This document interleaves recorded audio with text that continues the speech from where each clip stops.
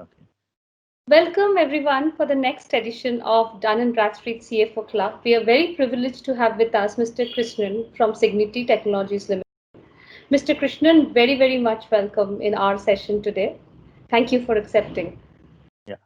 Thank you, Inna, and thanks for the time. And it's always pleasure to interact with DNB and continuously work together and uh, utilize the services of DNB at every point of time. Thank you.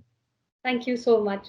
You are a chief financial officer and a financial professional for more than 2 decades.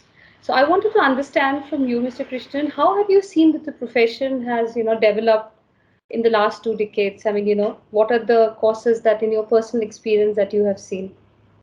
Yeah. I think I can call myself where I've seen a fully blown proportional transformation of a CFO. Normally, the early days when I've started, basically the role of a CFO was a glorified accountant in charge of numbers. What it was a glass ceiling in terms of what is coming in has to be structured and accounted and represented back to the investors or to the management or whatever it is. But I think this the transformation and the graduation has moved out in such a way that CFO today is the current day world. The CFOs are expected to do a complete what do you call strategic role in terms of decision making in the organization. Be it, I mean, unlike the operational decision making, it's more of the entire organization's viability and sustainability and the growth depends on the strategic decision making. So the entire role today, and you can see that, for example, in many companies that CFOs have gone to really take over as a CEO of the companies clearly. So CFO plays an extended role and acts as a very clear transformation partner between the board and the management in terms of trying to work through and present the picture from a different perspective. So it's an enhanced role and which has become a very important role. And this transformation I have seen personally in my career where in the organization where I began my career with and then moved into CFO and what was the role which I did handling investor and the finances and today in the current organization where I try to sit and think and work with the team on the strategic initiatives and trying to uh, get a perspective very clearly from the world inside out and outside in. Yeah. So I would, since you talk about strategy and decision making, so when the pandemic hit us in March, I'm sure, I mean, like everybody else is the first for everyone. So how has been the strategy and the decision making shaped in this last, and what are the most challenging decisions that you had to take in the last 6 months? Yeah. So this pandemic is something unexpected and it's deep rooted.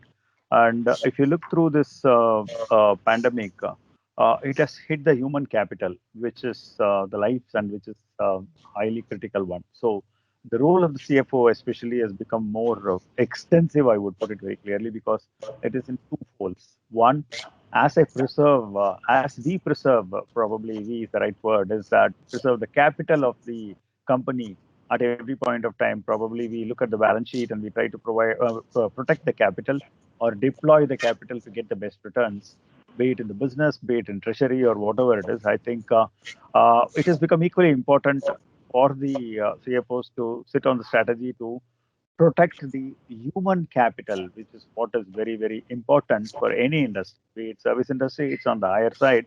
Be it in any other manufacturing or any other sector as such, the human capital becomes a very critical role.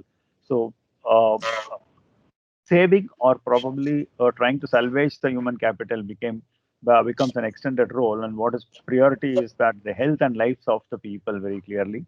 And how do we salvage them so that once we salvage that invariably or protect them, that is going to contribute the best. So this is something as a dual role which the most of the CFOs assume.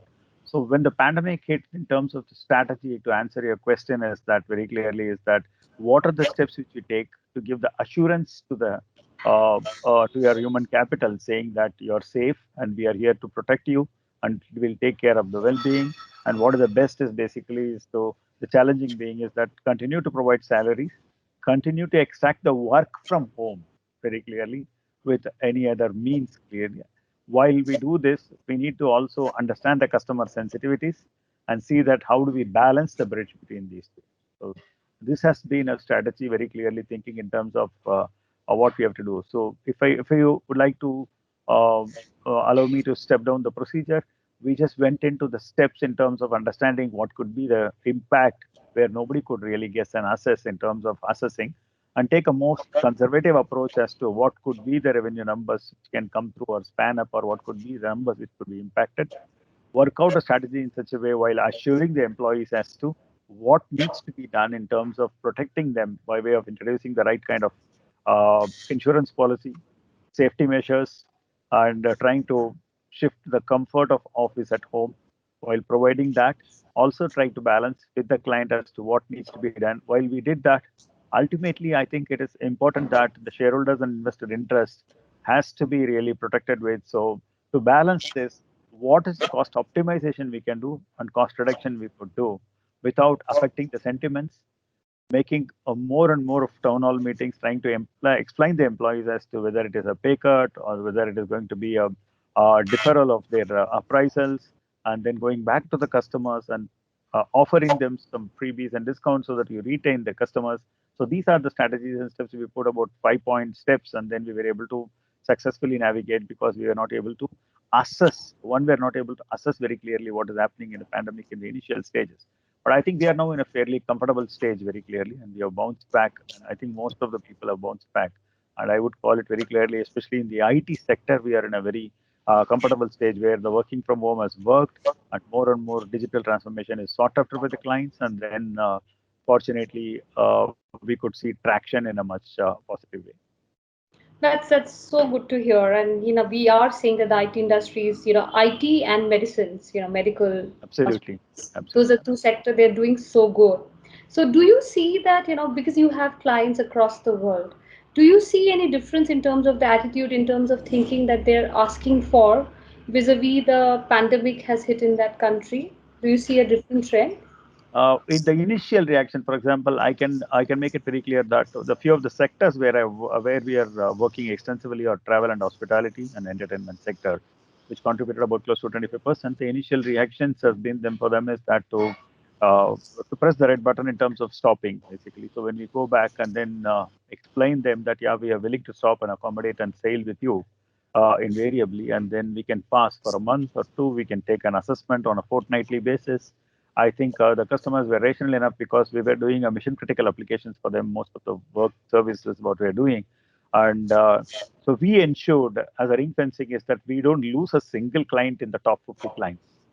For can be done is that deferment of billing is fine. Provide them the R&D support, make them comfortable. I think that is what we did. But I think there were a few set of clients who came back and said that I can quantify in terms of 12% of my total revenue of last year. People have come back and asked us for extension of the payable days, which we have readily accepted because we need to leave and let leave. And so the I think the customers probably most of the global corporations have been very clearly is that uh, uh, has been absolutely phenomenal. They have said that this is a pandemic. I think we are not able to assess. Let's give it a time. Let's give it a fortnight. Let's give it the next fortnight to see what needs to be done. And we were sailing with them patiently together. I think by the time May came in, I think we didn't see any kind of a panic situation at all at any point of time. What about, so we talked about a lot of new, I mean, existing clients, like as you talked about the top 50 client. What is the outlook on the new business? I mean, how you guys went ahead in acquiring new clients? Yeah. We are predominantly in the business of doing quality engineering. So in which we develop continual basis, some amount of tools, which can be either for the automated testing or kind of digital transformation testing or whatever it is, variable. While the pandemic initially hot in when we detected this in Jan Feb itself, we started focusing our digital campaigning on the marketing and also the other aggressive marketing campaign on the retail and healthcare sector, which we have been present and which has been contributing in double-digit growth. We started campaigning specifically on these sectors invariably, and we were very successful because we have the client's testimonies gathered already in terms of the kind of the equipment testings or whatever it is which we have been trying to do, the medical devices testing and robotic process automation and other areas which we have been trying to do. And then we developed our capabilities in the cyber security space also, Okay. which is essential in terms of the work from home, which is being happening for more and more companies. I've seen even few service provider losing clients on account of data and security breach. So we started specializing on that, and our campaigns ran specifically on that very clearly. That is one thing. Second thing is that as a typical accountant and finance, which sits on the forehead, we went ahead and covered the entire receivables under insurance that we are secured. As I told you that I need to protect my capital, so Of course.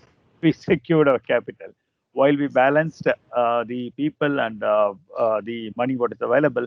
The approach to the marketing was on these sectors which we started working out. We never got bogged down and the travel sector got uh, uh, hit. We split the entire travel sector because we were very confident that the travel can be broken into entertainment, travel, and hospitality. While hospitality will bounce back in a couple of months, which it started already, and travel is now, if you look at it, about 40% travel has bounced back in the US and other areas. We focused on the entertainment industry because most of the entertainment and other areas were operating on predominantly virtual seminars and various areas. So we were uh, focusing on that. So to give a summary, from 25-26 sector contribution, it has come to 19%, but I think that has been equally offset in terms of giving a positive growth for me is that the contributions from the healthcare sector has been quite phenomenal, healthcare and retail. So our preparedly, probably, I think third week of January, we suspected this, and this pandemic will slip into a big, when it was just a disease spread, we anticipated. So the thinking ahead was that it will be a pandemic, and that is where we acted out. Okay. So Thinking you're saying that third week of January you have kind of an early indication and you started the test. absolutely, I can go on record and say very clearly that that is where our preparedness is. That And otherwise, how are you managing, in the last few months, how did you manage your risk? So, what are the tools that you have used and, what are the things that have helped you to manage your risk very well? one thing is that let me split the risk into a couple of points very clearly. The risk in terms of the cybersecurity risk, I think when I've specialized myself in cybersecurity, I think we've got to put a robust system in place. We were the late, what do you call, adapter of work from home. I can say that on a comparable basis, basically, is that we started adopting from March 27th or so on the work from home culture very clearly. And I would say that when we did for March 27th, we were 99% perfect, except for 1% where the clients were very specific to give a devices to be moved to a resident location. So when we have put the systems in place, I think we put all the systems in place, and touch wood till now, it is a very robust system, and we don't have any kind of a cyber attack. Is one that is on the risk mitigation. The second risk mitigation is, as I told you, is that we covered on the capital with respect to the insurance from 1st of February. In terms of all our billing are covered under insurance for a Okay. nominal fee, while the insurances were caught up by surprise, and while the insurance amounts went up many folds subsequently in April. But I think we were the early adopters. We were able to cover for a 5 million at about sub 50K for an insurance. That's like a great price to Yeah, it's negotiate a with that. great price to negotiate, and that is what we did. Where we were, people were caught early thing. And the third risk in terms of the business, yes, we went for a nominal pay cut to retain the entire bench invariably while explaining the people. And while I can proudly say that 6 months we took a pay cut, and from October 1st, we have already sent a mail and reverted back to the original salary to all the people.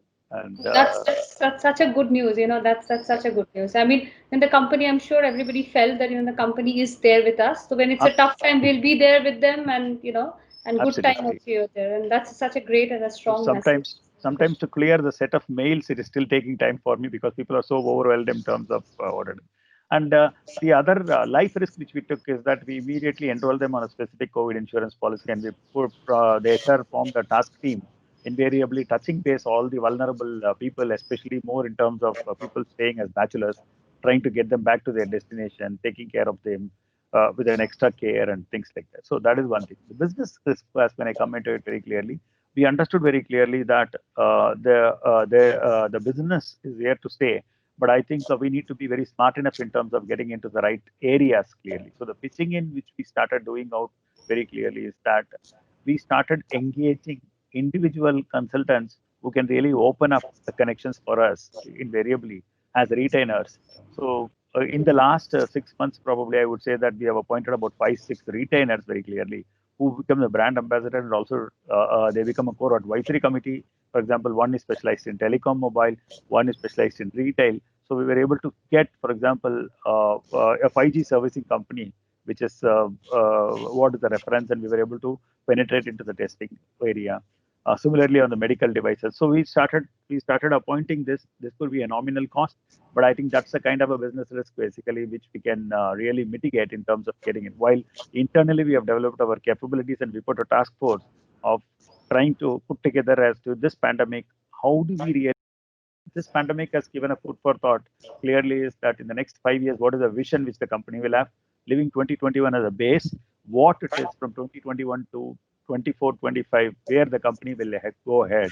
Is that's a kind of a roadmap which we have already developed out, and which we will be presenting it to the board, which has been already given as a first cut to the board, but I think it will be deliberated in the board in the current board meeting and made public in terms of where we So you stand. were talking about 2021 and 5 years hence. So let me just ask you that people are saying that the economy is slowly inching back and things are looking positive. What is your outlook for 2021? And as a CFO, how you're looking at Uh, how the business will do? Yeah, so 2021 is a year can be treated as a base year. If you look at companies predominantly, if you look through probably -5% to +5% could be in terms of the IT sector when you look at it. But in terms of the economy per se, there will be a negative growth clearly, which is no difficult math. And but this forms a base basically because it's going to be a consumption-led economy. And from 2021, the bouncing back is going to be much higher. It could even be a slightly higher end trajectory of a single digit and close to double digit growth coming through post 2021 March is what is my analysis very clearly from what my discussions. But I think 2021 clearly can be a base. We expect the revenues in terms of people if they sustain with -5% to +5%. I think that's a phenomenal job. Very Oh, that's such a good positive note that, I mean, I think the IT industry definitely is doing great, and we see the share market, we see everywhere it's pointing towards yeah. a very good growth. Is there anything that you think that, to sustain the growth and to sustain the basis remain tight that one should do from the finance, from finance leaders' perspective that one should in 2021 and that should be careful and, manage that piece very well? I would put it very clearly that one, this pandemic has given a difficult proposition for people in terms of a customer touch point. So definitely that is missing, but today that is happening invariably because the need for the customer is also to really transform digital. So it definitely gets into digital, and we are trying to get touch base. Except that, probably, I think we need to start rethinking in terms of while we are able to grow, deliver, perform in the current year and sustain for my additional growth purposes, why I cannot optimize on the cost. I think I have to be very, very, very careful, assuming that every year is going to be a pandemic, and start working out and get the mindset in such a way that I'm going to be very clear on my cost clearly. So if that, because this industry, because of the earnings, what it happens, I think the spending is also at a level which it says that this is the standard at which we need to spend. That standard at which we spend is a benchmark standard. Today, working from home, I think everybody is delivering, and 99% efficiency is achieved at working from home. So I think more and more companies should start looking at, for example, 50% of the workforce coming in and 50% is work from home, which means that you can save on infrastructure costs, which is again an optimization. Your travel, substantial reduction in your H1 or visa or travel or any kind of a business travel. So, which means that you should be able to spend another 30% than what you are not spending today. But I think not the full 100%. Still, there should be enough. So, I think it's very important for the finance guys to sit and think and see what is the return it gives in terms of every rupee what we are spending and getting prepared. And more than anything, I would say probably I think we need to price in some kind of a metric to push a growth in such a way that some kind of a pandemic budget has to be provided moving forward. which is Thank you. good for everyone. Yeah, So you are looking at a good ROI for everything. So you question every spend, but you spend where it's required, not like not absolutely, going to be spending. absolutely, absolutely. Now the spending has become a habit, but now spending has become a cautious approach today, basically because of the capital preservation.